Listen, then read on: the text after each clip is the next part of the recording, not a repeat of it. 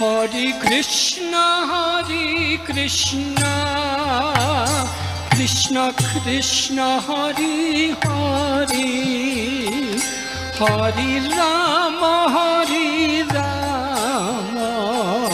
राम राम हरे हरे। ओम अज्ञानतिमिरन्धस्य ज्ञानाञ्जनशलाकया चक्षुरुन्मिलितं येन तस्मै श्रीगुरवे नमः।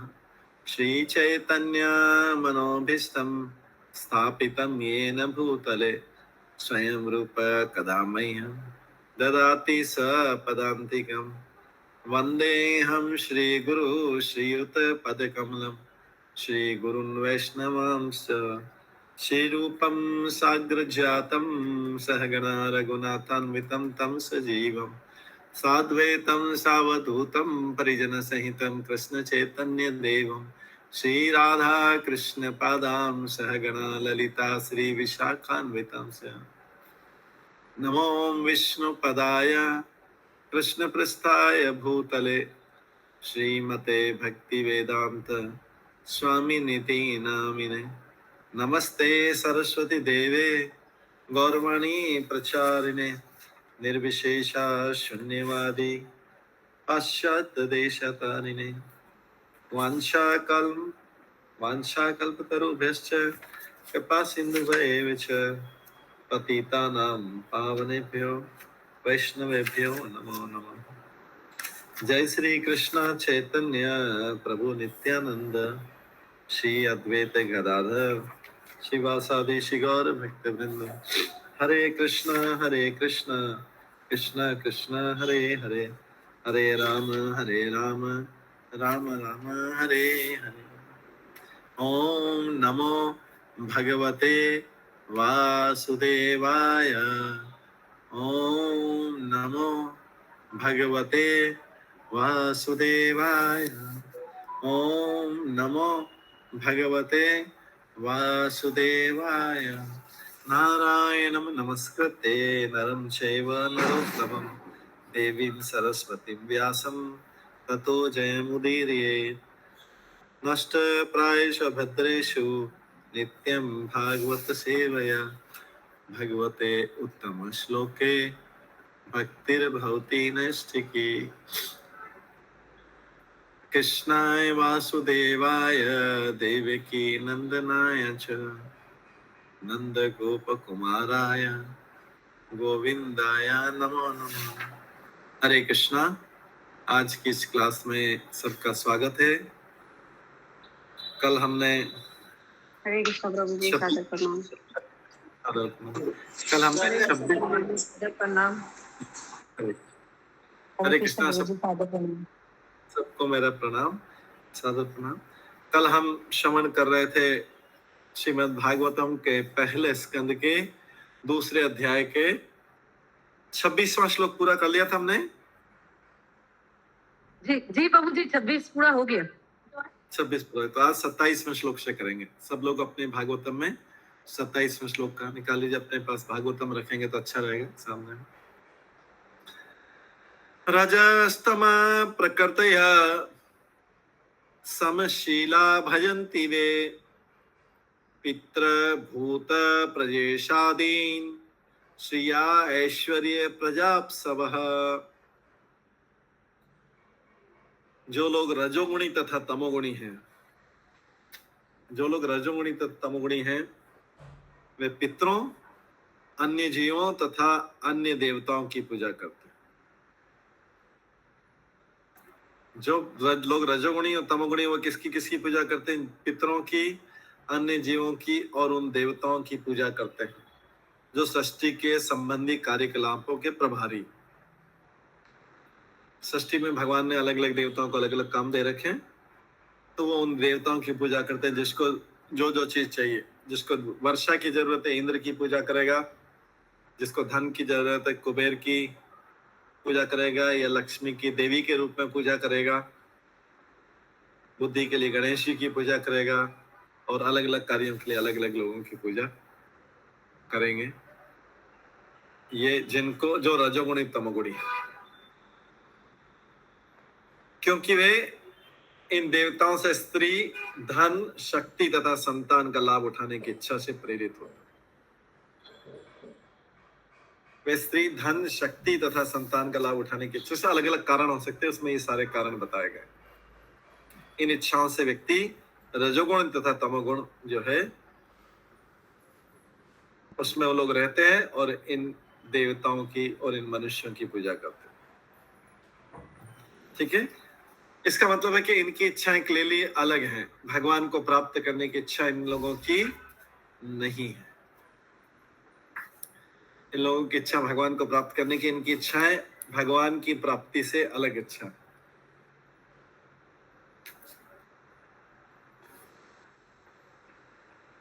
तो इसमें है कि पहला पॉइंट है कि यदि मनुष्य को भगवान के धाम वापस जाने के प्रति गंभीर है कोई व्यक्ति, तो केवल भगवान की पूजा करेगा।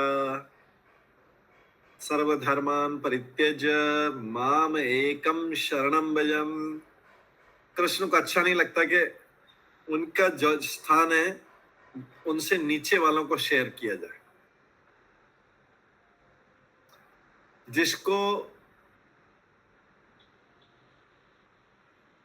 पता नहीं, अज्ञान में है, वो कृष्ण के साथ में दूसरे देवताओं को भी रख देते हैं। चेयरमैन के साथ में, अगर चेयरमैन के फोटो के साथ में उसके पियून, क्लर्क और उसका भी फोटो रख दिया जाए तो चेयरमैन को अच्छा नहीं लगेगा। ऐसा नहीं कि चेयरमैन को कोई ईर्ष्या है किसी से, लोग फिर उसकी स्थिति को समझेंगे नहीं प्रॉपरली। तो इसलिए ये ध्यान रखने की जरूरत है कि जैसे अगर कोई हमारे घर में या किसी के घर में कोई बड़ा मिनिस्टर आता है या प्राइम मिनिस्टर आ जाए, प्राइम मिनिस्टर के साथ में उसका स्टाफ मेंबर भी आएंगे, सबको लास्ट में उसके ड्राइवर तक आएंगे। तो हमने घर में बुलाया और प्राइम मिनिस्टर के साथ में उसके आसपास उसके स्टाफ को भी, उसके ड्राइवर को भी, उसके क्लर्क को भी, सब उसके सेक्रेटरी सबको एक साथ बैठा दिया, एक सोफा पे बैठा दिया। ये अच्छा है क्या? अच्छा तरीका है कि किसी का स्वागत करने का? नहीं प्रभु जी, नहीं। क्यों नहीं है?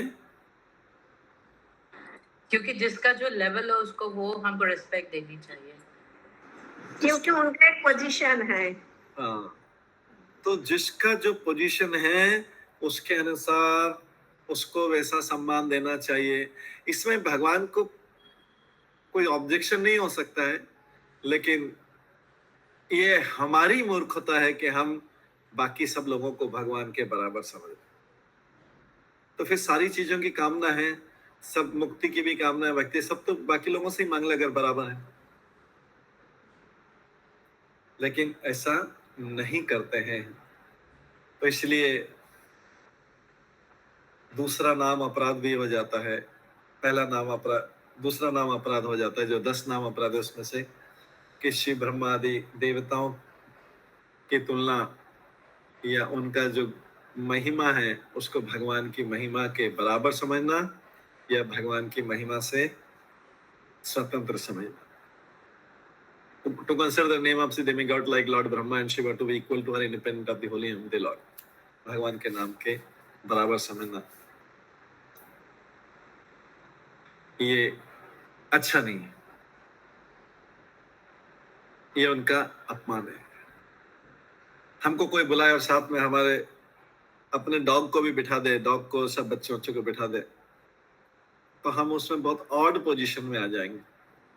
ये सम्मान का उचित तरीका नहीं।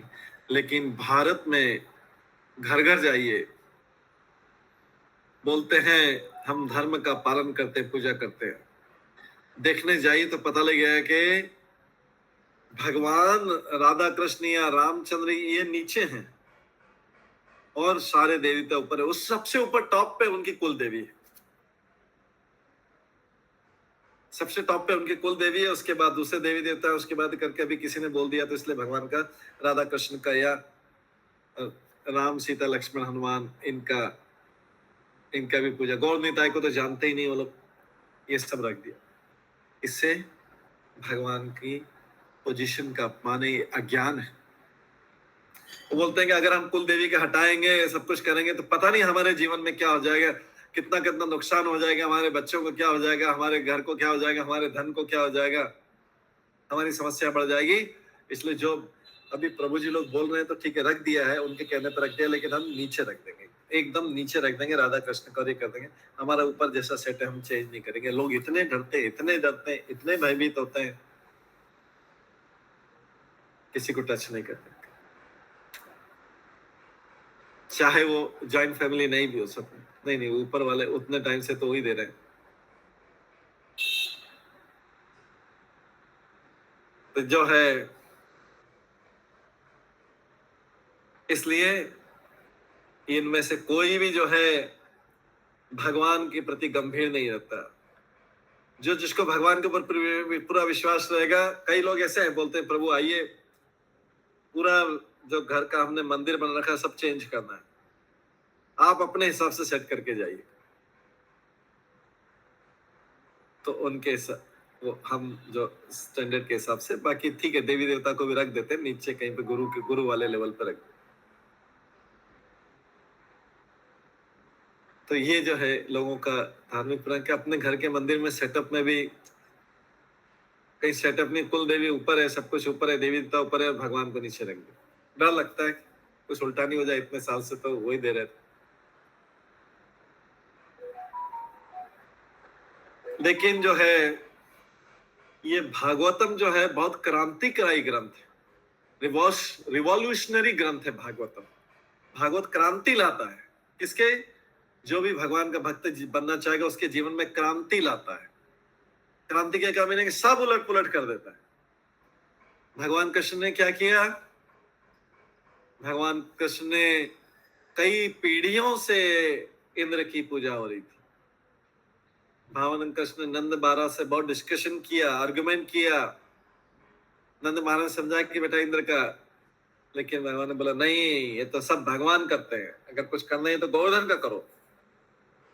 गोवर्धन की पूजा सब उलट पुलट कर देते। तो सबने बोला ठीक है, ऐसा करते हैं कि पहले गोवर्धन, आप बोल रहे हैं सब कृष्ण से आकर्षित है, बोले ठीक है, आप बोल रहे हैं तो पहले गोवर्धन की कर देते, फिर इंद्र की कर देते, या पहले इंद्र की कर देते फिर गोवर्धन। भगवान ने बोला नो, भगवान तो स्ट्रेट फॉर नो। बोले अच्छा इंद्र की बाद में कर देंगे, पहले गोवर्धन कर दें। नो, इंद्र की पूजा करना ही नहीं। भगवान बोलते हैं देवी देवता की पूजा, इंद्र की पूजा करना ही नहीं, क्योंकि भगवान उनको शुद्ध धर्म की, यहाँ पे तो धर्म की स्थापना करना है। अगर भगवान वहां पे पास में इंद्र की भी की पूजा कर देते तो क्या होता है इस संसार में। अभी दिवाली के अगले दिन 22 तारीख को गोवर्धन पूजा है, 20 को दिवाली, ठीक है, 22 तारीख को गोवर्धन पूजा। लोग क्या करते हैं कि भगवान ने बोल दिया चलो गोवर्धन की भी पूजा कर देते हैं, देवता की भी पूजा कर देते हैं, क्योंकि भगवान ने वैसा किया। और चलो भगवान ने किया तो आगे पीछे के लिए तो हम थोड़ा सा देवता की पहले कर लेते हैं, गोवर्धन की क्या फर्क पड़ता है, इधर लेफ्ट से राइट, राइट से लेफ्ट रख दिया। इसलिए भगवान ने वो सारी चीजें खत्म कर दी। बोले सबने बोला अच्छा इंद्र की पहले कर लेंगे या इंद्र की बाद में कर लेंगे। भगवान ने बोला नो, गोवर्धन की पूजा करेंगे। गोवर्धन ही भगवान, वही सब कुछ देते हैं, हम उन्हीं की पूजा करें। इसके बाद इंद्र ने कष्ट दिया, लेकिन भगवान ने सबको कष्टों से बचा लिया। कोई और होता, हम कहीं ऐसा उलट पुलट करके आ जाते, लोग क्या बोलते हैं, प्रभु आपने तो हमारा पूरा जीवन को डिफिकल्टी में डाल दिया। अभी देखो कितना देवता नाराज हो गया, हमारे जीवन में क्या क्या हो रहा है, हमारे जीवन में सब हो गया, उलट पुलट हो रहा है, देखो कितना गड़बड़ हो गया हमारे जीवन में, आपने हमारा सारा चेंज करवा दिया, पूरा की पूरा सेटअप चेंज करा दिया। तो देवता फिर जाके थोड़े दिन बाद वापस देवता को पहले रख देते हैं, बोलो वही ठीक है, हम जीवन में इतने। लेकिन भगवान कृष्ण ने ब्रजवासियों, क्योंकि ब्रजवासी उनके शुद्ध भक्त थे, शुद्ध भक्त तो जो भगवान करेंगे वही, वो भगवान नहीं मानते तो भी उन्हीं के फॉलोअर थे, कृष्ण के फॉलोअर थे। ब्रजवासी के ऊपर कितना बड़ा संकट आया, कितना बड़ा संकट आया, घर बार ये वो जीवन गाय सब कुछ नष्ट होता दिख रहा था, इतनी भयंकर वर्षा। कोई और होता तो भाग जाता, छोड़ देता कृष्ण के ऊपर विश्वास करना जो, तो बोला अगली बार मैं आपकी बात ही नहीं मानूंगा करते, आप सब गड़बड़ करवाते जीवन में। अच्छा खासा मैं इंद्र की पूजा कर रहा था, सब कुछ था, ये क्या जीवन में करवा दिया चीज। लेकिन भगवान के भक्त तो जीवन में प्रगति करना चाहते हैं, अब तो नेक्स्ट लेवल पे जाना था, हो गई बहुत हो गई, देवी देवताओं की पूजा हो गई, भगवान ने बोला भी भगवान की पूजा करो, गोवर्धन की पूजा करो। तो भगवान जीवन में ऐसा क्रांतिकारी स्टेप लाते हैं, रिवॉल्यूशनरी स्टेप लाते हैं, क्रांतिकारी परिवर्तन लाते हैं जीवन में। कई बार क्या करते हैं कि भगवान चौराष्टक में बोलते हैं, मैं कई बार विशेष कृपा करता हूँ तो सबका सब कुछ छीन लेता हूँ, उसको सड़क पे ला देता हूँ। कईयों को दे भी देते हैं, कहीं को और ऊपर भी देते हैं, कईयों को डिपेंड करता है किसको किस प्रकार की कृपा करनी है। तो यहाँ पर जो है भगवान कृपा करना चाह रहे थे गोकुल वासियों के ऊपर भी, गोवर्धन पुजारी, तो सबको इंद्र की पूजा बंद करवा दी। तो इसलिए भागवत गीता में भी बोलते हैं 7वें अध्याय के 20 और 23 श्लोक में बोलते हैं, जो लोग भौतिक भोगों के पीछे पागल रहते हैं वे क्षणिक लाभ के लिए विभिन्न देवताओं के पास जाते हैं। किसके लिए जाते हैं? क्षणिक लाभ के लिए विभिन्न देवताओं के पास में जाते हैं। भागवत गीता में मेंशन है, सबने ये श्लोक पढ़े होंगे, जिसमें एक जगह अल्प बुद्धि बोला गया है। ऐसे लोगों को अल्प बुद्धि बोला गया है जो लोग देवताओं की पूजा करते हैं। और कई जगह बोलते हैं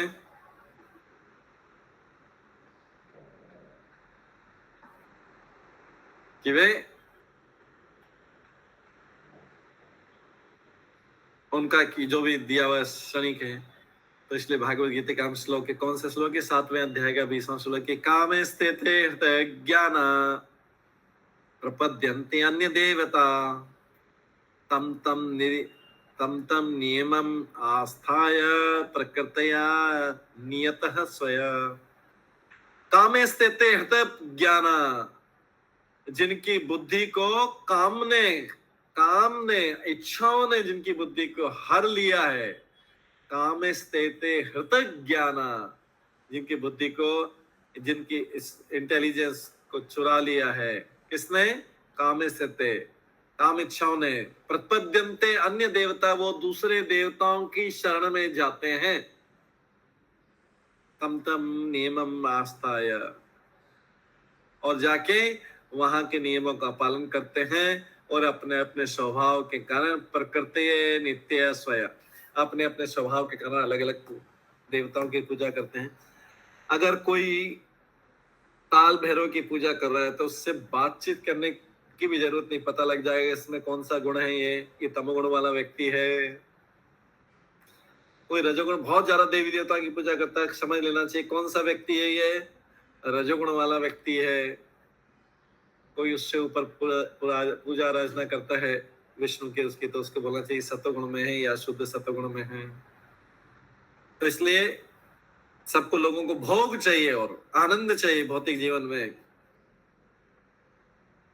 उनको वो देवताओं की शरण में जाते हैं। उनके पास जो आनंद मिला हुआ है, उनके पास जो आनंद मिला हुआ है उससे उनको पर्याप्त नहीं है, और आनंद चाहिए। तो अधिक भौतिक भोग अपनाने का अर्थ है अपने आप को भौतिक संसार के अधिक कष्टों में बांधना। अधिक भोग मतलब अधिक कष्टों में बांधना। तो जो लोग भौतिकता में निमग्न डूबे हुए, उन्हें अधिक धन, अधिक स्त्रियां तथा झूठी कुलीनता जैसी वस्तु चाहिए, क्योंकि उनको पता नहीं कि विष्णु की पूजा से प्राप्त होने वाले लाभ से वो क्या हो सकता है। विष्णु की पूजा करने से वो पता नहीं है। विष्णु की पूजा करने से इस जीवन में तो लाभ मिलता ही है, किंतु मृत्यु के बाद भी, जीवन के साथ भी, जीवन के बाद भी। तो लेकिन इन सिद्धांतों को भूलकर जो अधिक धन, अधिक स्त्रियां, अधिक संतान चाहते हुए विभिन्न देवताओं की पूजा करते हैं, इससे कष्ट और बढ़ते हैं। तो जीवन का लक्ष्य कष्टों को समाप्त करना है, न कि उन्हें बढ़ाना है। हमें क्या अपनी आवश्यकताएं पूरी करनी है, इच्छाएं पूरी करने के लिए नहीं आए। आवश्यकता पूरी करके लक्ष्य है भगवान की भक्ति करना, तो उसके लिए आवश्यकताएं पूरी करेंगे। लेकिन इच्छाएं पूरी करना अलग है। नीड्स एंड वांट्स, आवश्यकताएं और इच्छाएं, दोनों में अंतर है, बहुत अंतर है। हमको अपनी आवश्यकताएं पूरी कर सकते हैं, लेकिन इच्छाएं पूरी करने से हमारी भक्ति में बाधा आएगी। यहाँ पे बोला जा रहा है कि भौतिक सुख अगर किसी को प्राप्त करना है तो भी देवताओं के पास जाने की आवश्यकता नहीं है। देवता तो भगवान के दास हैं, और देवताओं को अलग अलग, किसी को जल का देवता बनाया, किसी को वायु का देवता बनाया, किसी को सन लाइट का देवता बनाया है।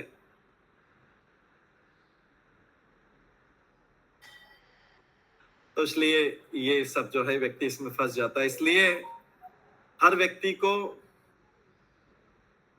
भगवान में श्रद्धा रखते हुए अपने अपने कर्तव्य का पालन करना चाहिए। तो जब भगवान ही बोल रहे हैं तो भगवान स्वयं भी कर रहे हैं, एग्जाम्पल पेश कर रहे हैं। एग्जाम्पल क्या है? गोवर्धन लीला में। गोवर्धन लीला में भगवान ने देवताओं की पूजा बंद करवा दी, इंद्र की देवता पूजा बंद करवा दी और उन्हीं में अपनी श्रद्धा रखी। किसमें? गोवर्धन में या कृष्ण के वचनों में। भौतिक लाभ के लिए बहुदेव पूजा, लोग भौतिक लाभ के लिए अलग अलग देवताओं की पूजा करते हैं। तो इसमें ब्राह्मण भागवतम के प्रारंभ में कौन से श्लोक में?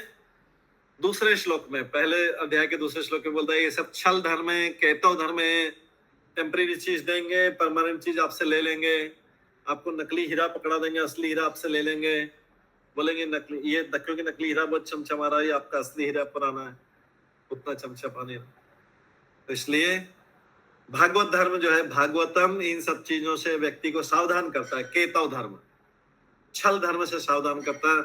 और भागवतम बोलता है केवल केवल केवल पूर्ण पुरुषोत्तम भगवान से संबंधित चीजों को शिक्षा देता।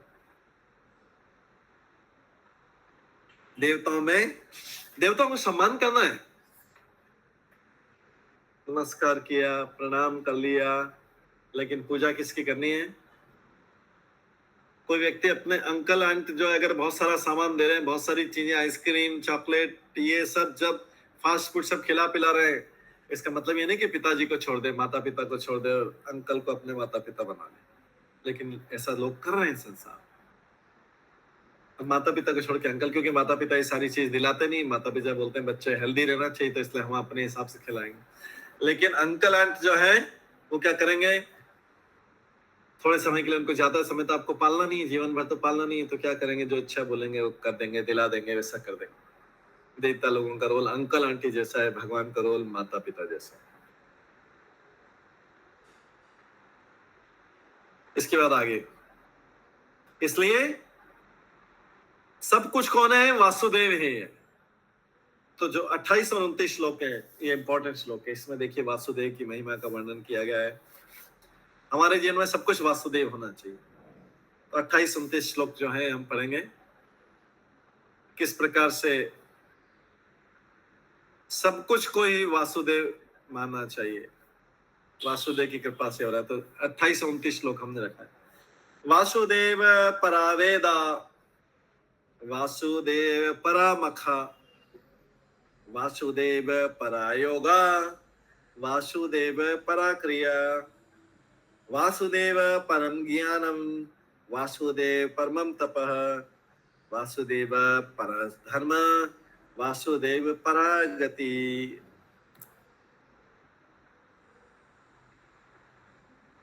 जीवन का उद्देश्य वासुदेव है। तो वेदों जो पढ़ रहे हैं, वेदों का लक्ष्य क्या है? वासुदेव को जानना। वेदेश सर्वे अहमेव वेद्य, वेदों में किसकी महिमा गुणगान किया है? मेरी महिमा का गुणगान किया। भगवान बोल रहे हैं मेरी महिमा का गुणगान किया। तो वासुदेव है परा वेदा, वेदों का लक्ष्य कौन है? वासुदेव। वासुदेव है परामखा, यज्ञों का लक्ष्य क्या है? वासुदेव। यज्ञों का लक्ष्य क्या है? वासुदेव। वासुदेव है परा योगा, योग कर रहे हैं जो, उसका लक्ष्य क्या है? वासुदेव।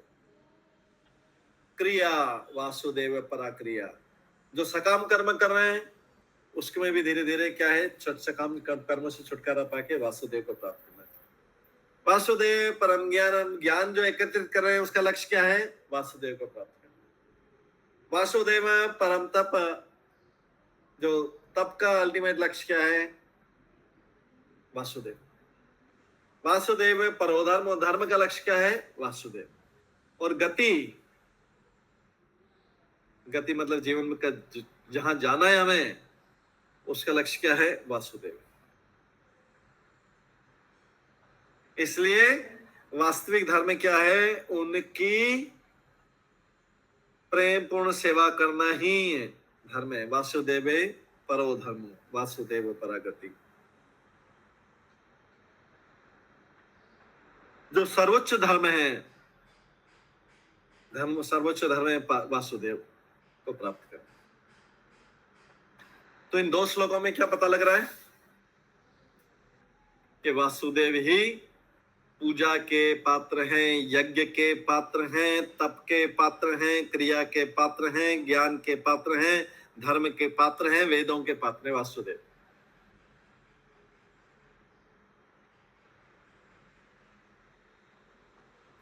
कितने लोग दीपावली पे भी लक्ष्मी जी की पूजा करेंगे या करते हैं या करेंगे? इस बार लक्ष्मी जी की पूजा कितने लोग करेंगे?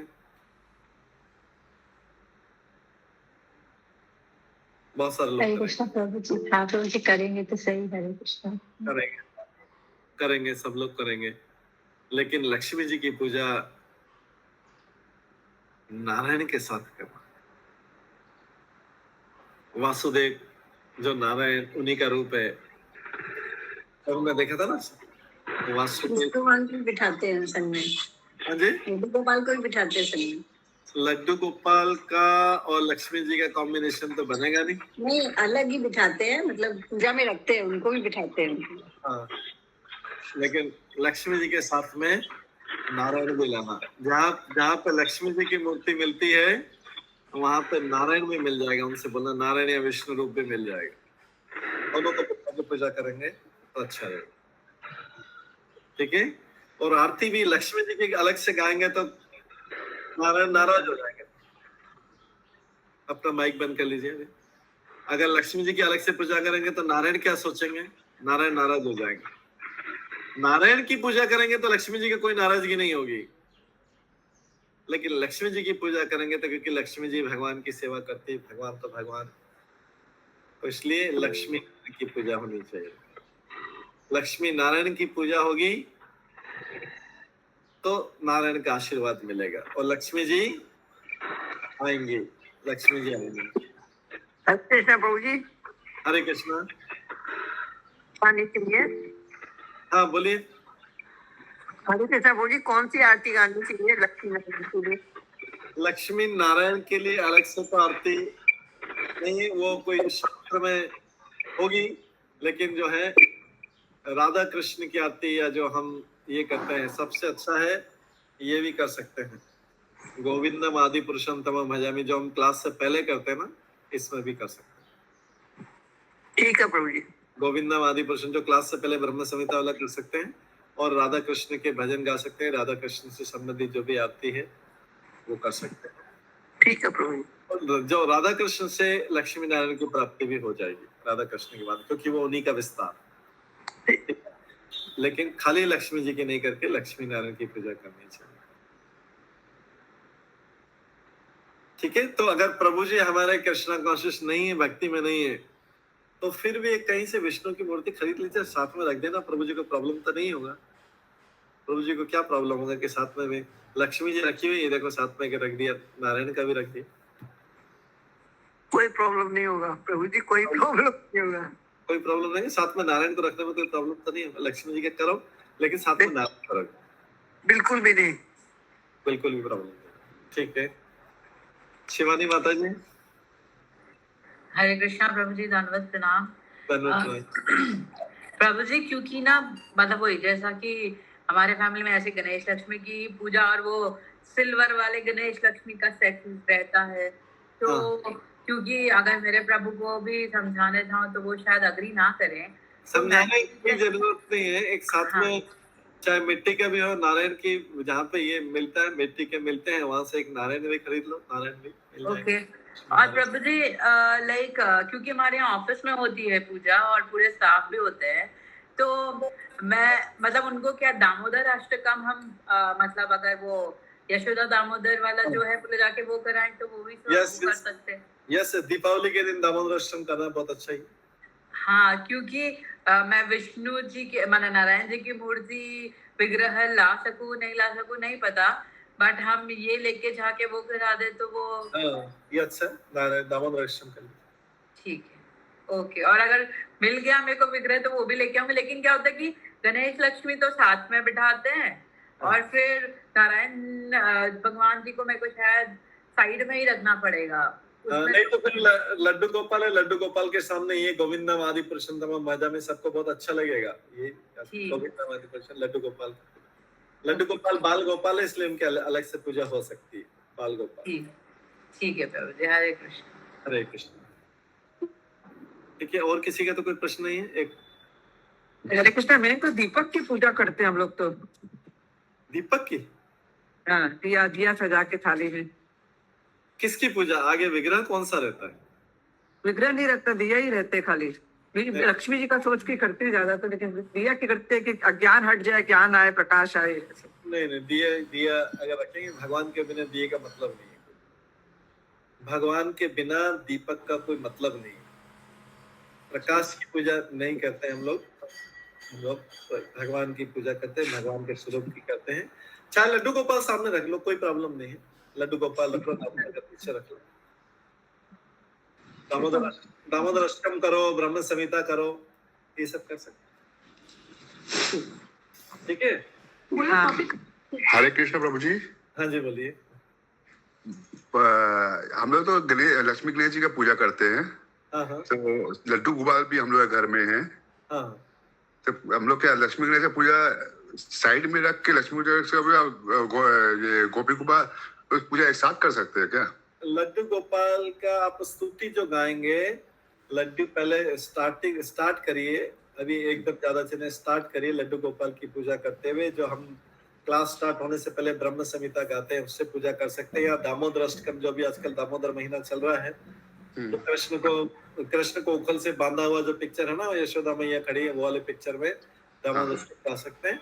उसके बाद घर परिवार में बोलते थे, तो उसके बाद में बात में नेक्स्ट में लक्ष्मी गणेश की भी पूजा कर सकते हैं साथ। वो परिवार वालों के कारण, अकेले होते तो उसकी पूजा करने की जरूरत नहीं थी। ठीक है, परिवार वाले तो पहले इनकी कर लेते हैं, उनसे बोलना पहले भगवान की कर लेते हैं, इसके बाद कर ले, इसके बाद ये लक्ष्मी गणेश की भी कर ले। ठीक है, जिनका ज्वाइंट फैमिली है। अब बोल रहे थे कि अब लक्ष्मी और नारायण की पूजा करनी चाहिए, गणेश की पूजा। हाँ नहीं, मैं आपकी फैमिली के हिसाब से बोल रहा हूँ। वैसे तो आप अगर उनको फैमिली को कोई ऑब्जेक्शन नहीं है तो लक्ष्मी नारायण की पूजा करें। अच्छा, ठीक है। अगर फैमिली को कोई ऑब्जेक्शन नहीं है, कोई लड़ाई झगड़ा नहीं हो, तो लक्ष्मी नारायण की पूजा करना चाहिए। अच्छा, थैंक यू। ठीक है, थैंक यू। हरे कृष्ण प्रभु। हरे कृष्ण। कृष्ण प्रभु जी। हाँ जी, बोलिए। मतलब कि गणेश जी, लक्ष्मी जी, नारायण जी तीनों को रख के पूजा कर सकते हैं। लक्ष्मी जी के साथ नारायण रखना है, और गणेश जी को साइड में रख देना। लक्ष्मी नारायण की पूजा करें तो कोई प्रॉब्लम नहीं है, सब कुछ ठीक है। बिना गणेश जी को नहीं रख ले तो चलेगा प्रभु जी? हमको कोई प्रॉब्लम नहीं, बस प्रॉब्लम है कि लक्ष्मी जी की अकेले पूजा नहीं होनी चाहिए। गणेश जी उनके पति देव तो नहीं है ना, तो पति देव के साथ होनी चाहिए। नारायण और लक्ष्मी की होना चाहिए, गणेश जी साइड पे रखें। ठीक है, बीच में नारायण को ले आओ, बस इतना ही हमारा एक है, बीच में नारायण को ले आओ, विष्णु को ले आओ। ठीक है, आगे बढ़े। और किसी का हैंड रेज है?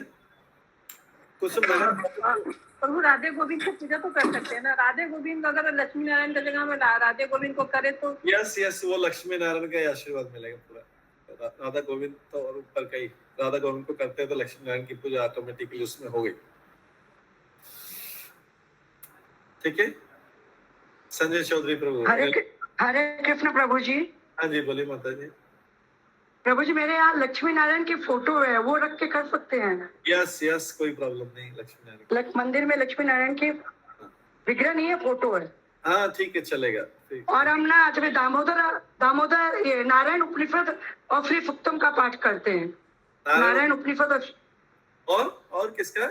नारायण उपनिषद और त्रिसुक्तम। त्रिसप्तम में क्या होता है? त्रिसुक्तम लक्ष्मी जी का जो। अच्छा, तो नारायण उपनिषद हाँ, साथ में दोनों करते हैं। त्रिसप्तम का हमको पता नहीं उसमें क्या लिखा हुआ है। ठीक है, वो कर सकते हैं। लक्ष्मी जी के बारे में है पूरा। ठीक है, तो नारायण कर लिया, नारायण उसके बाद में लक्ष्मी। हाँ, वही नारायण उपनिषद करके फिर सुक्तम करते हैं। ठीक है। Thank you.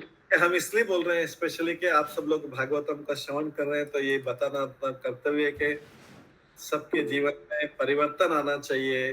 भागवतम पढ़ने से परिवर्तन तो आए, एटलीस्ट के नारायण के बिना लक्ष्मी की पूजा नहीं करें, लक्ष्मी जी के अलग से नहीं करें, नारायण के साथ ही करें। पूजा जरूर करें लेकिन नारायण के साथ करें, बस ये हमारा रिक्वेस्ट है, जिससे आगे समझ पाएंगे, उसका फल मिलेगा। ठीक है, कुसुम भगत माता जी। हरे कृष्णा। बोलिए, सत्यनारायण भगवान भी कोई है क्या? सत्यनारायण भगवान नारायण का शास्त्रों में, पुराणों में हमने अभी तक सुना नहीं। हमने तो वो सड़क पे कुछ पुस्तकें छाप के लोग बेचते रहते हैं, उसी में देखा है सत्यनारायण का। अभी पुराणों में हमको देखना है सत्यनारायण किस कौन से को बोल रहे हैं, क्या कर रहे हैं। नारायण है तो नारायण तो हमेशा सत्य रहते हैं, लेकिन नारायण तो सत्य है ना, परम सत्य। हमने तो भागवत में स्टार्ट से किया, नारायण परम सत्य। फिर उसके आगे सत्यनारायण लगाया, और फिर इसका मतलब कोई दूसरे असत्य नारायण भी होंगे। हर पूर्णिमा को सत्य भगवान की पूजा होती थी हमारे घर में, तो ये आरती गाते, जय लक्ष्मी रमणा, जय लक्ष्मी रमणा। नहीं, अभी हमको जो आरती गाना है, आरती गाना है, अच्छा है, बहुत अच्छी बात है, तो संस्कार अच्छा है। लेकिन अब जो है हमको लक्ष्मी और नारायण की एक साथ पूजा करना, ठीक है। ये बस ये भागवतम से ये चेंज करना है कि साथ में नारायण को बीच में ला देना है, हमारे बीच में नारायण को ला देना है, बस ये है हमारा निवेदन है। कि नहीं तो फिर भागवतम सुनने का क्या फायदा रहेगा, अगर भगवान नारायण का शुरुआत ही यहीं से हुई, नारायण से हुई, परम सत्यम वासुदेव से हुई। ठीक है, संजय चौधरी प्रभु। हाँ प्रभु जी, हरे कृष्णा। प्रभु जी बोला, मैं अगर हमें कोई भी ये मतलब आरती ना आए गाने, तो हरि नाम से कल चल सकता ना पूरा हमारा? यस, हरे कृष्णा, हरे कृष्णा करते रहिए, भगवान को दीपक दिखाते रहिए, सब भगवान को, सब पूरे सब भगवान को, और जो है भगवान के सारे विग्रह को, और साथ में हरे कृष्णा करते। कोई आरती भी नहीं आता, हरे कृष्णा कृष्ण कृष्ण हरे हरे, हरे राम राम राम।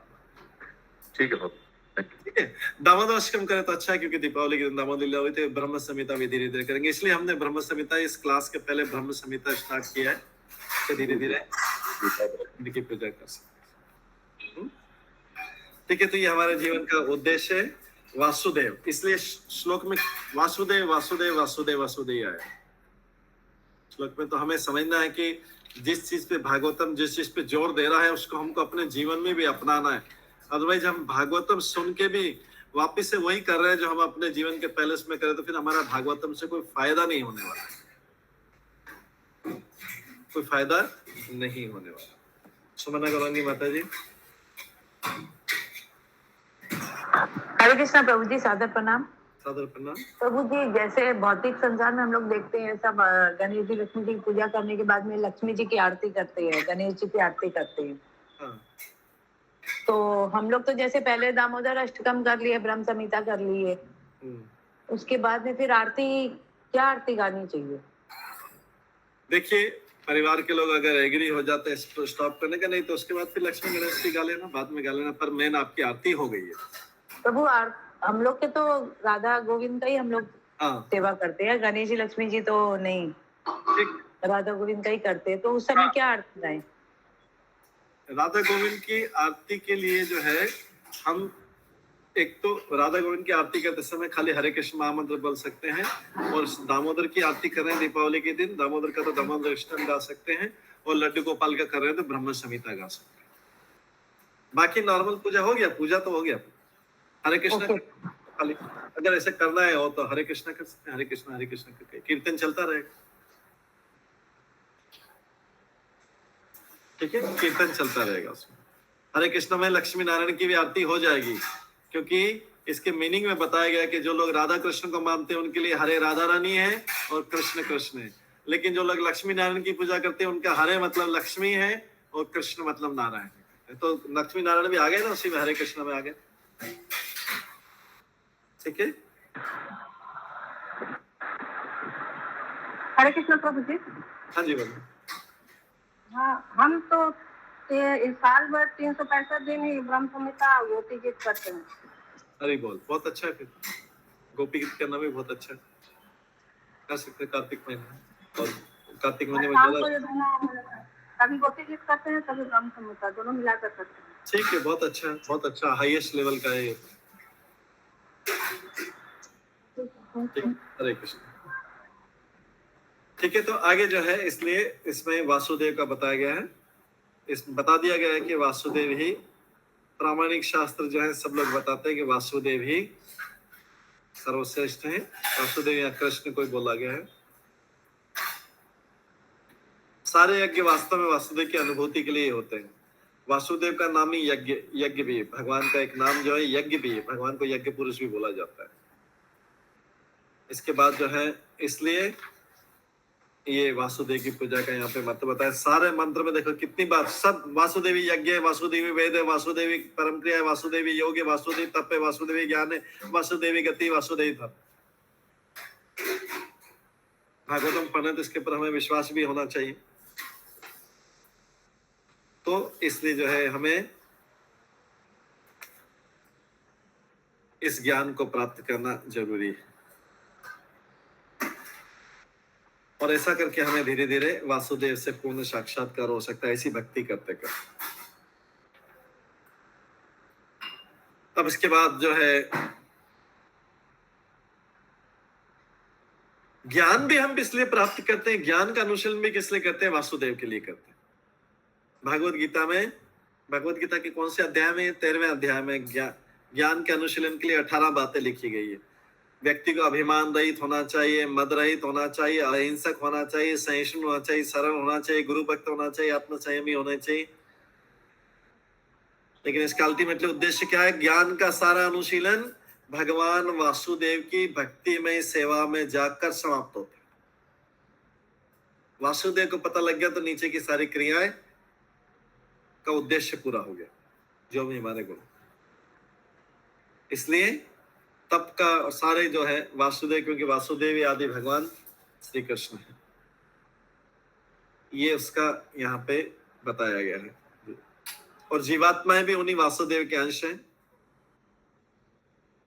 और जो जीवात्मा है उनकी अंतरंगा शक्ति के विस्तार से निकलती वो नित्य मुक्त होते हैं, और जो भौतिक शक्तियों से होते हैं वो नित्य बद्ध होते हैं।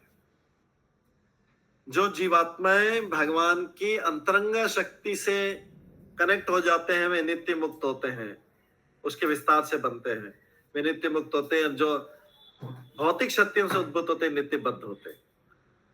इसलिए गोपियां कई नित्य मुक्त गोपियां हैं, नित्य सिद्ध गोपियां हैं, कई साधन सिद्ध गोपियां हैं। गोपियों में जो नित्य सिद्ध है वो भगवान राधा रानी की शक्ति से डायरेक्ट निकली हो। जो साधन सिद्ध है वे पहले भौतिक जगत में आई थी, फिर भौतिक जगत से गए, वापस गए। तो इसलिए जो है हमें ये ध्यान रखने की जरूरत है कि जो महात्मा, भागवत गीता में कहा गया, जो महात्मा या उनके जिनके हृदय इतने विशाल हैं वो कृष्ण की सेवा में लगते हैं। जो उदार हृदय, जिसका बड़ा हृदय, ब्रॉड हृदय, वो क्या करेगा? कृष्ण की सेवा में लगेगा। ऐसा क्यों बोला गया है? बड़ा हृदय वाला और छोटे हृदय वाले देवताओं में लगे रहते हैं, ऐसा क्यों बोला गया है?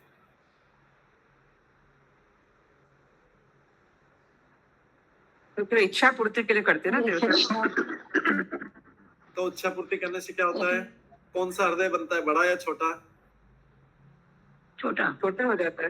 हाँ, उनको डर रहता है, अरे एक देवता लोग हमारी इच्छा नहीं पूरी करेंगे। संकीर्ण हृदय वाले, एकदम कमजोर मानसिकता, कंजूस मानसिकता वाले नहीं, कभी इधर हो गया था, कभी मेरा ही गुड़ हो गया, तो अपने बारे में सोच रहे हैं, कृपण हृदय वाले।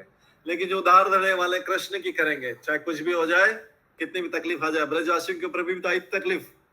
ब्रजवासियों को तो कितना ऊपर से संवर्तक बादल आ गया था, ऊपर से बारिश कर रहा था, ब्रजवासियों ने छोड़ा क्या? कृष्ण को छोड़ा नहीं, छोड़ा कृष्ण क्या। फिर रक्षा किसने की? कृष्ण की। और पहले से ज्यादा सुख दिया। 7 दिन 7 रात सबकी पिकनिक हो गई थी, स्पिरिचुअल पिकनिक थी। सबको भगवान ने दर्शन दिए थे, सबको दिए थे।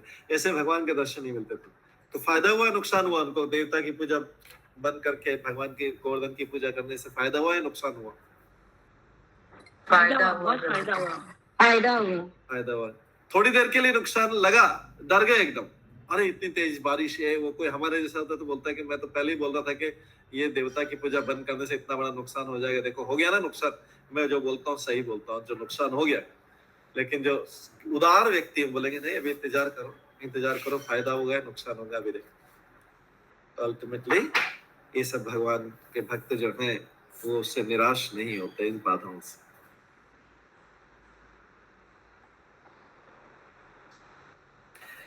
ब्रह्मा जी और शिव जी की गणना में देवताओं के बतपरोती ये भगवान वासुदेव के सहायक माने जाते हैं। सारे देवता और ब्रह्मा शिव जी भी भगवान की सहायता करने के लिए, भगवान के द्वारा शिव जी को क्या काम दिया हुआ भगवान ने? जगत का संहार करने के लिए दिया हुआ। ब्रह्मा जी को क्या काम दिया है? जगत को बनाने के लिए दिया हुआ। बाकी देवता के इंद्र को स्वर्ग का राज्य संभालने, और जो लोग पुण्य कर्म करेंगे उनको पुण्य कर्म का फल देने, इन सब चीजों के लिए किया गया। ठीक है, तो ये हमें याद रखना है कि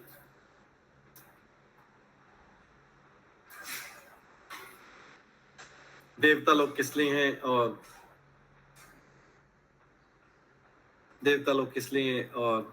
भगवान किस लिए।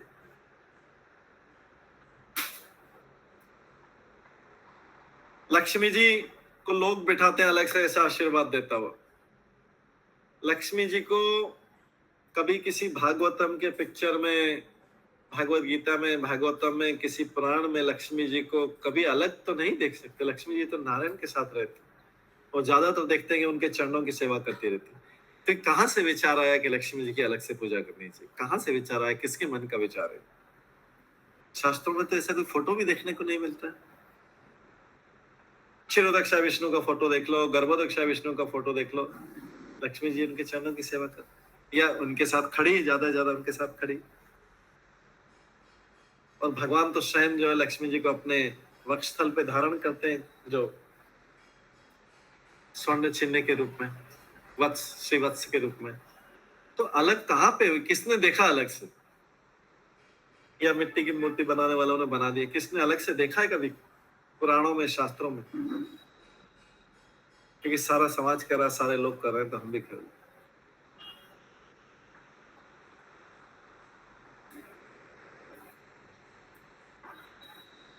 तो इसलिए यहाँ पर ये बताया गया है। अब 30वां श्लोक, 30th श्लोक पे, स एव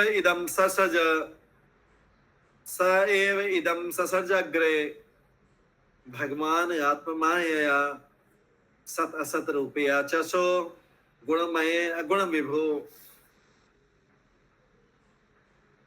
वासुदेव की महिमा और भी बताई जा रही कि इस भौतिक सृष्टि के प्रारंभ में क्या महिमा बताएगी? इस भौतिक 30वें श्लोक में क्या महिमा बताएगी कि इस भौतिक जगत के प्रारंभ में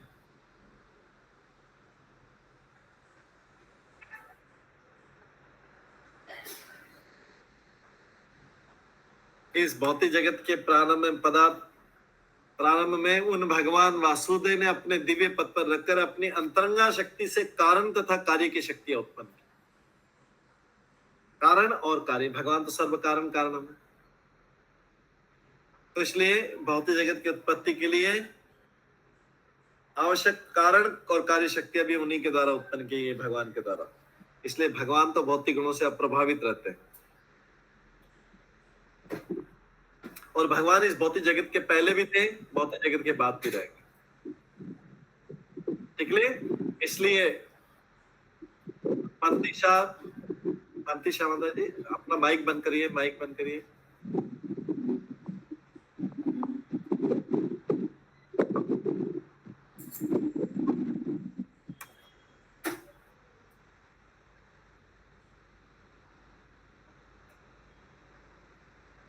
इसलिए हम वासुदेव का या नारायण को बीच में लाना चाह रहे हैं। वो जरूरी है, नहीं तो हमारा भागवतम का सारा सुनना बेकार हो जाएगा।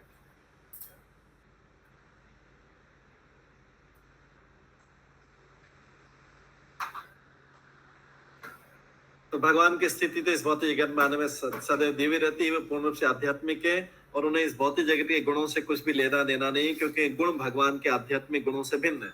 भौतिक जगत के गुण भगवान से आध्यात्मिक गुणों से भिन्न है, इसलिए भगवान को भौतिक जगत के गुणों से, तीनों गुणों से कुछ लेना देना नहीं।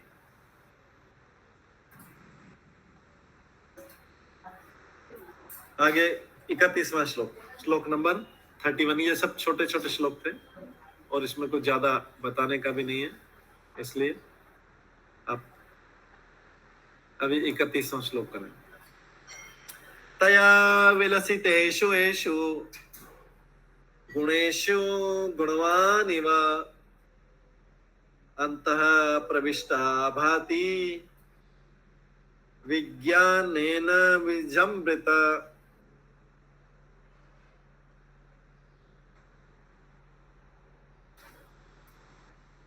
तो भौतिक पदार्थ की उत्पत्ति कर लेने के बाद भगवान वासुदेव अपने विस्तार करके उसमें प्रवेश करते हैं। भौतिक पद बना लिया, सारी चीजें बना ली, लेकिन वो चलेंगे ही नहीं। चलेंगे नहीं क्योंकि उसमें जीवन ही नहीं है। तो इसलिए क्या करना पड़ता है, भगवान को अपने विस्तार मतलब परमात्मा के रूप में हर जीव में प्रवेश करना पड़ता है। भगवान को हर जीव के अंदर परमात्मा के रूप में प्रवेश करना पड़ता है। और जो जीव नहीं है संसार में, दूसरी वस्तु में, उसमें भी भगवान कुछ करते हैं नहीं करते हैं? प्रवेश करते हैं उनमें भी प्रभु जी, अपनी शक्ति के रूप में प्रवेश करते हैं। जो नॉन लिविंग चीजें हैं उसमें अपनी शक्ति के रूप में प्रवेश करते हैं। जो जीवित चीजें हैं उनमें भगवान परमात्मा के रूप में प्रवेश करते हैं। तो भगवान सब में प्रवेश करते हैं। यद्यपि वे प्रकृति के गुणों में रहते हुए उत्पन्न जीवों में से एक जैसे लगते हैं, किंतु वे सदैव अपने दिव्य पद पर पूर्ण रूप से अलौकिक रहते हैं। भगवान नीचे आते हुए उससे टच नहीं करते हैं।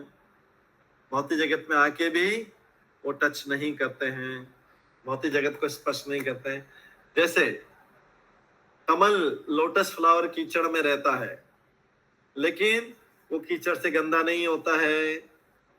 कीचड़ में उगता है लेकिन कीचड़ से गंदा नहीं होता। उसको कमल को धोया और भगवान को चढ़ा सकते हैं, उस पर कीचड़ चिपकता नहीं है, वो कीचड़ से अपने आप को अलग रखता है।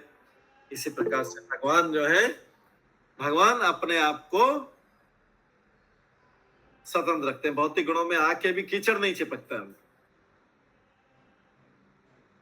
नित्य रूप कृष्णदास प्रभु क्वेश्चन है। हरे कृष्ण प्रभु, दंडवत प्रणाम। जैसे प्रभु जी बीज है, कोई चना है, मसूर है, कोई भी बीज है, तो उसमें पहले भगवान शक्ति के रूप में रहते हैं। जब उसमें अंकुरन आता है तो फिर उसमें जीव के रूप में भगवान निर्जीव शक्ति के रूप में रहते हैं। पहले निर्जीव में, फिर उसके बाद जब उसको बोया जाता है, पहले ऐसे पड़ा हुआ तो मटेरियल है, वो खाली पड़ा हुआ मटेरियल है। वो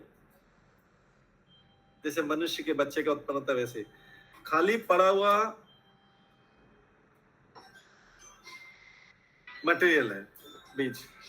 लेकिन जब उसको बोया जाता है और उसमें पानी दिया जाता है तो उसमें फिर आत्मा प्रकट होती है। आत्मा से जीव बढ़ता है, बिना आत्मा के जीव बढ़ता नहीं। ऐसा खड़ा स्टॉक में बोरे के बोरे भर के बीज रख दो, कुछ होगा क्या?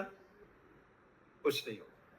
स्टॉक में रखे रहते ना बीज, कहीं ऐसा तो नहीं कि बीजों को गोडाउन में रख दिया, पता चला सारे बीज पेड़ बन गए, नहीं होता। शक्ति के रूप में भगवान है लेकिन पेड़ नहीं बनते। लेकिन उसी बीज का अगर पृथ्वी में बोया जाएगा तो पृथ्वी और जल और सूर्य, वायु, ये सब मिलेगा तो क्या होगा, उसके अंदर जब जैसे डालेंगे उसका अंकुरित होने से पहले, अंकुरित तभी होगा जब उसके अंदर आत्मा प्रवेश करेगा। नहीं तो कई बीज ऐसे कैसे ही रह जाते हैं, 4 महीने बाद निकाले बीज सड़ गया, आगे कुछ बढ़ा ही नहीं। इसका मतलब उसमें आत्मा ने प्रवेश नहीं किया है। बोने के बाद में, बीज को बोने के बाद में ऐसा कई बीज सड़ जाते हैं, इसका मतलब उसमें आत्मा ने प्रवेश नहीं किया है। जिन बीजों में आत्मा ने प्रवेश कर लिया है, परमात्मा ने प्रवेश कर लिया है, वो जाके आत्मा और परमात्मा दोनों ने प्रवेश के लिए वो जाके वृक्ष बन जाते हैं, क्योंकि वृक्ष में भी आत्मा और परमात्मा दोनों होते हैं। स्टॉक में पड़े हुए, देखिए कितना बड़ा आश्चर्यजनक चीज है कि स्टॉक में पड़ा हुआ बीज तो सब जगह, जो दुकानदारों के पास स्टॉक बीज खरीदने जाते हैं ना, किसान लोग बीज खरीदने जाते हैं तो स्टॉक में बीज पड़ा रहता है, लेकिन वो वृक्ष नहीं बनता है।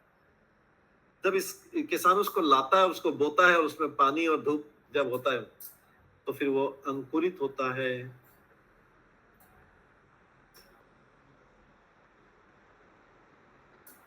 बीज अंकुरित होता है। अंकुरित हुआ मतलब उसमें आत्मा और परमात्मा ने प्रवेश किया। ये संसार का सबसे बड़ा आश्चर्य है। वृक्ष नहीं लगते हैं, दुकानदार के पास पड़ा रहता है, कुछ भी नहीं होता। किसान ला के जब उसको बोता है और उसको पानी हवा देता है तो वो फिर वृक्ष बनता है। आत्मा और परमात्मा का प्रवेश।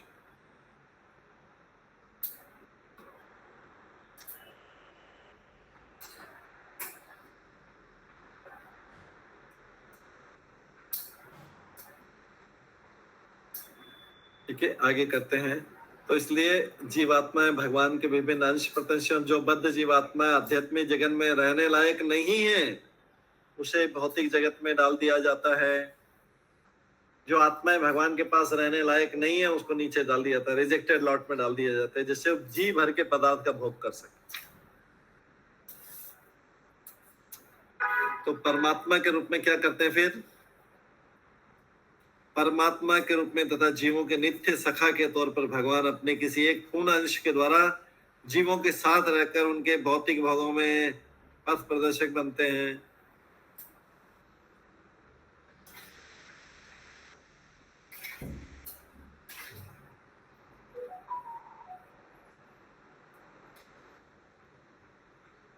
तो भगवान जो है जीव के अंदर प्रवेश करते हैं, तब जाके आगे का काम चलता है। चाहे कोई व्यक्ति भौतिक काम करे, आध्यात्मिक काम करे, भगवान उसके अंदर होना चाहिए परमात्मा के रूप में, जो भी जीवित है।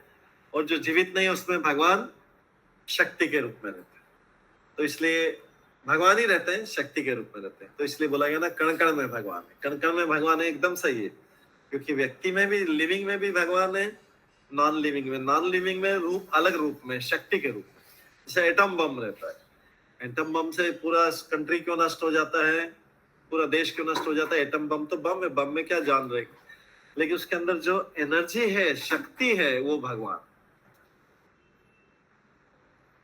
तो वो उसको परमात्मा शक्ति के रूप में उपस्थित है। उससे इस पे ब्लास्ट होता है तो सारा के सारा देश नष्ट हो सकता है उसमें।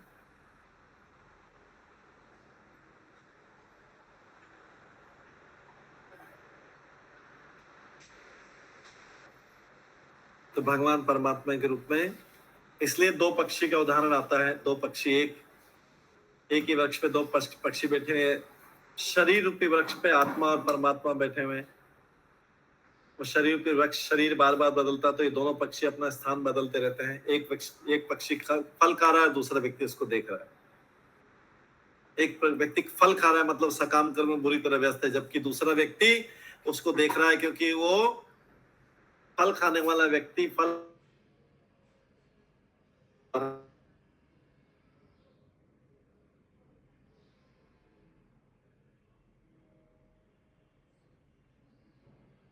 इसके बाद 32 श्लोक नंबर है, यथा हि अवहित वही दारुषु एक स्वयोनिषु नानायुषु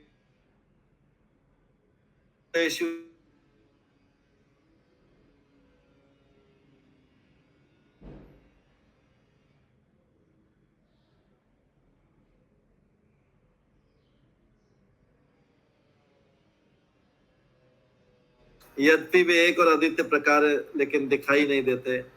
अग्नि लकड़ी के अंदर है। हम लकड़ी में जब आग लगाते हैं तो जगह ये आग जो कहां से आ गई, लकड़ी के अंदर छुपी हुई थी। ये माचिस की तीली से आग लगाई या किसी और लाइटर से आग लगाई तो बस खाली तो आग लगाने के लिए उसको प्रेरणा दे रहे हैं।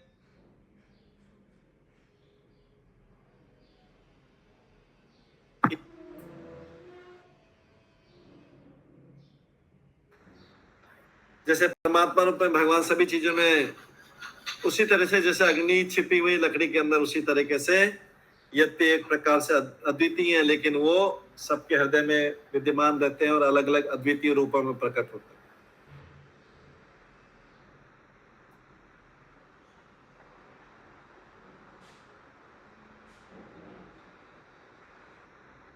इसलिए श्रीमद् भागवतम में इस चीज की व्याख्या दी गई है, दिव्य अनुभव, दिव्य विषय की व्याख्या दी गई।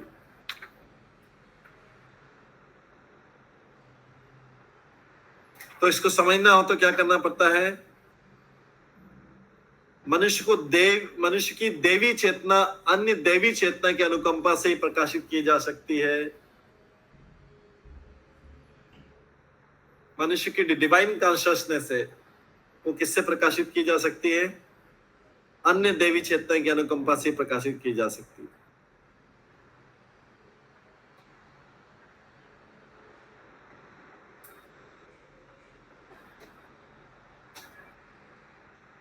तो इसलिए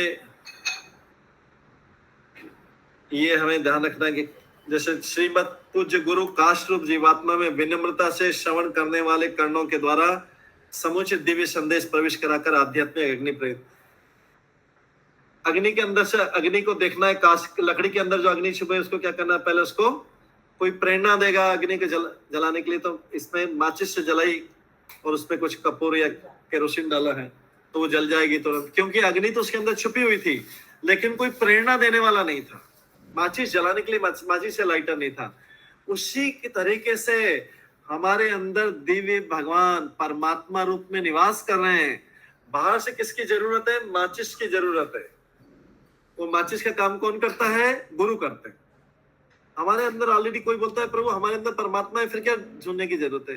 भाई परमात्मा जैसे लकड़ी के अंदर अग्नि है, तो अगर अग्नि में खाली बिना जलाए लकड़ी पे कुछ कुकिंग करने के लिए रख देंगे, पकाने के लिए, कुकिंग होगा क्या, नहीं होगा कुकिंग। क्यों, उसके अंदर अग्नि, कोई बोलेगा अग्नि तो है, उसमें अग्नि तो है लेकिन उसको बाहर तो निकालना पड़ेगा ना, उस अग्नि को प्रदर्शित करना पड़ेगा। खाली सूखी लकड़ी पे बिना जलाए उसके ऊपर कुछ कुकिंग करने के लिए रख देंगे, कुकिंग नहीं होगा। उसी तरीके से बोलते हैं हमारे अंदर तो परमात्मा है, हमारे अंदर परमात्मा है, हमारे अंदर परमात्मा तो सूखी लकड़ी के समान है। अभी कुछ बाहर से जलाएंगे तभी तो वो परमात्मा प्रकट होंगे हमारे हृदय में, दिखाई देंगे हमको। तो वो काम कौन करता है, गुरु करता है। श्रीमद पूज्य गुरु काश रूप जीवात्मा में, लकड़ी जीवात्मा में विनम्रता से श्रवण करने वाले कणों द्वारा समुचित दिव्य संदेश प्रवेश कराकर आध्यात्मिक अग्नि प्रवेश करा सकते। तो हमारे अंदर हमें परमात्मा कैसे प्रकट होंगे, मतलब अग्नि कैसे जलेगी, यहां से शब्द डालने पड़ेंगे, कानों से डालना। हमारे माचिस के नहीं तो हम जल जाएंगे, तो माचिस के आगे हमारे अंदर क्या करना पड़ेंगे, जीवात्मा में विनम्रता से श्रवण कराने वाले कर्णों द्वारा दिव्य संदेश दिया जाता है। इसके अंदर अग्नि प्रज्वलित होती है और उसके अंदर भगवान दिखाई देते हैं कि हाँ हमारे अंदर परमात्मा है। अतः विनम्रता से सुनने की इच्छा के साथ ही समुचित गुरु के पास जाना चाहिए। इस प्रकार धीरे धीरे हमें देवी अस्तित्व की अनुभूति, देवी अस्तित्व मतलब देवी नहीं, इस संसार की देवी नहीं, देवी डिवाइन अस्तित्व की अनुभूति। क्या, अरे हमारे अंदर भी तो भगवान है, हमारे अंदर आत्मा है परमात्मा दोनों है, चिंता क्या फिर, किस भी चीज की चिंता। तो हमारे अंदर श्रवण से जगाया जा सकता है। बाहर लकड़ी में लगानी तो मैच बॉक्स चाहिए, लाइटर चाहिए, या कागज में आग लगी हुई चाहिए, उसके लिए जलाने के लिए वो चाहिए। हमारे अंदर अग्नि जलाने के लिए, मतलब जिस अग्नि में परमात्मा दिखे हमें अनुभव, उसके लिए कानों से डालना है। कानों से क्या डालना है, दिव्य संदेश, भागवत गीता, भागवतम, ये संदेश इधर से डालना, तब जाके अंदर अग्नि जलेगी और हमें परमात्मा दिखाई देंगे। नहीं तो है सबके अंदर है, डॉग के अंदर भी, कुत्ते के अंदर भी, गाय के अंदर भी, सोए हुए भगवान भी सो रहे हैं, बोले इनको मेरी जरूरत ही नहीं। भगवान तो जागना चाहते हैं काम, लेकिन अंदर सोए हुए, बोलते हैं इन सब लोगों को जरूरत नहीं। तो बाहर से सब सलाह लेते हैं, सब कुछ ज्ञान बाहर से लेते हैं, मेरे को तो पूछते नहीं, मैं चुपचाप बैठा। संकट के समय आ जाते हैं इसलिए मैं सोया रहता हूँ, संकट के समय सो रहता है। क्या ये सारा जीवन भर तो इधर उधर भटकता, अभी मेरे को ढूंढ रहा है। ढूंढना था तो पहले से ढूंढ लेना था, मैं तो अंदर बैठा था, चुपचाप बैठा था, इनको कभी जरूरत ही नहीं पड़ी मेरे लिए। और भगवान भी सोचते हैं कि परमात्मा रूप में बैठा हुआ जीव के साथ में, जब जब घूम रहा हूँ सारे लोग इसका साथ छोड़ देते हैं, आत्मा का साथ सारे लोग, शरीर भी छोड़ देता है, फैमिली मेंबर भी छोड़ देते हैं, धन भी छोड़ देता है, यश भी छोड़ देता है, लेकिन मैं हमेशा इसके साथ घूमता रहता हूँ, हमेशा इसके साथ भटकता रहता हूँ। चाहे ये डॉग की योनि में कुत्ते के शरीर में जाए, बिल्ली के शरीर में जाए, शेर के शरीर में जाए, सांप के शरीर में जाए, मैं इसका साथ नहीं छोड़ता। सारे लोग इसका साथ छोड़ देते हैं, इसका अपना शरीर भी इसका साथ छोड़ देता है, इसके पेरेंट्स छोड़ देते हैं, इसके परिवार वाले छोड़ देते हैं, इसके सारे लोग इसका छोड़ देते हैं। मैं एक अकेला इसके साथ भटकता रहता हूँ, इसलिए भटकता रहता हूँ कि इसको कभी ये ज्ञान आ जाए, कभी ये मेरे शब्द, मेरे द्वारा बोले गए शब्द सुन लेगा तो उसके जीवन का उद्धार हो जाएगा। नहीं तो भटकता रहेगा, मेरे को भी भटकाता रहेगा। तो पशु में और मानवता में ये अंतर है कि पशु, मनुष्य ठीक ढंग से सुन सकता है और जबकि पशु जो है ऐसा नहीं कर सकता। दिव्य संदेश को मनुष्य पहचान सकता है, उसको ध्यान से पूर्वक सुन सकता है, लेकिन पशु दिव्य संदेश को न सुन सकता है न पहचान सकता। ठीक है, तो भागवत गीता श्रीमद् भागवतम का यहीं पे विराम देते हैं। इस अध्याय के 2 श्लोक और हैं, उसके बाद तीसरा अध्याय चालू होगा।